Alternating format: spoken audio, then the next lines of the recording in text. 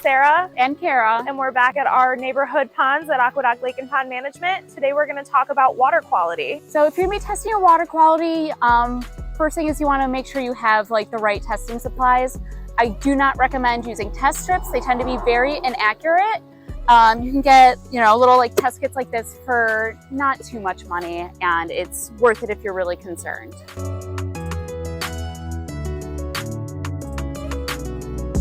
We just prepped all of our tests. We use this kit by AQUA, but there's a ton available. They should all have a little instruction booklet in them with all the solutions to get the test results that you're going to need.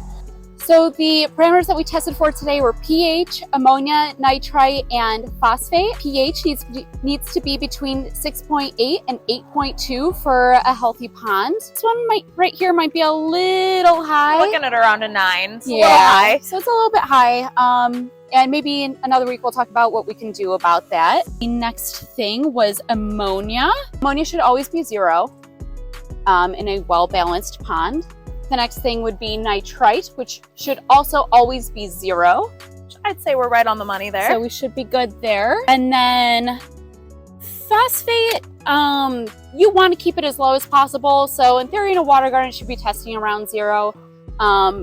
It's a little bit higher, your fish aren't going to die right away. You're just going to have a lot of algae. So given that our pH was a little bit high, we do know that we have well water here, and that can sometimes skew the pH a little bit higher. However, if you're experiencing high pH or high levels of any of these things that we're testing for, a good water change, 50% or so, should kind of help resolve that a little bit.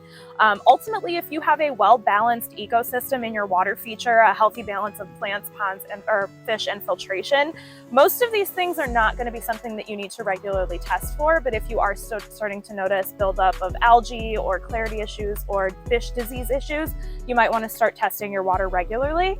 As always, hit those like and follow buttons and check us out next Wednesday for another Water Garden Wednesday. And if you have any other topics you'd like us to mention, please leave a comment.